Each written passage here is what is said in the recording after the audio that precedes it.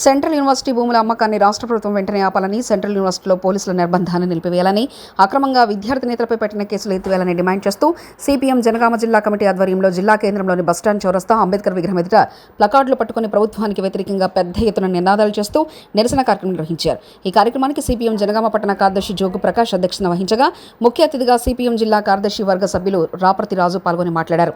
Hyderabad central university 400 ఎకరాల భూమిని ప్రజాస్వామికంగా రాష్ట్ర ప్రభుత్వం అమ్మకానికి పెట్టడం సమంజసం కాదన్నారు. ఈ నిర్ణయాన్ని వ్యతిరేకిస్తూ ఆందోళన చేస్తున్న యూనివర్సిటీ విద్యార్థులను భయభ్రాంతులకు గురి చేస్తూ పోలీసులు అమానుషంగా ప్రవర్తిస్తూ లాఠీ చార్జీ చేయడం తీవ్రంగా ఖండిస్తున్నామన్నారు. విద్యార్థి నేతలపై కేసులు పెట్టి వేధింపులకు పాల్పడడం మానుకోవాలని అన్నారు. హైదరాబాద్ సెంట్రల్ యూనివర్సిటీ భూములను కాపాడుకోవాల్సిన అవసరం ఉందని అన్నారు. ఇవాళ పౌరుల స్వేచ్ఛకు మేము విలువిస్తామని చెప్పినటువంటి రేవంత్ రెడ్డి అధికారంలోకి వచ్చిన తర్వాత ప్రజా ఉద్యమాల పైన తీవ్ర నిర్బంధం తెలంగాణ రాష్ట్రంలో ప్రయోగిస్తున్నారు. అడుగడుగున ఈరోజు అరెస్టులు చేస్తున్నారు. ఈరోజు ఉదయం నుండే జనగామ జిల్లాలో మొత్తం కూడా సిపిఎం పార్టీ శ్రేణులను, విద్యార్థి నాయకులను అన్ని పోలీస్ స్టేషన్లలో ఇవాళ అరెస్ట్ చేస్తున్న పరిస్థితి ఉన్నది అని అంటే ఈ రాష్ట్ర ప్రభుత్వం ప్రజా ఉద్యమాలకు ఉలిక్కి పడుతున్నది.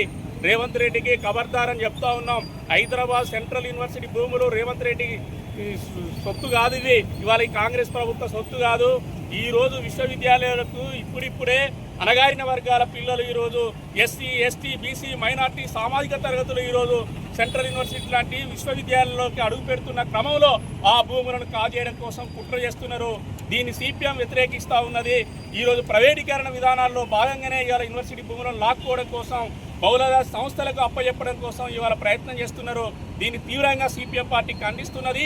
ఈ భూముల వేలంపాటను వెనక్కి తీసుకోవాలని సిపిఎం పార్టీ ఆధ్వర్యంలో ఈ ప్రభుత్వాన్ని డిమాండ్ చేస్తున్నాం.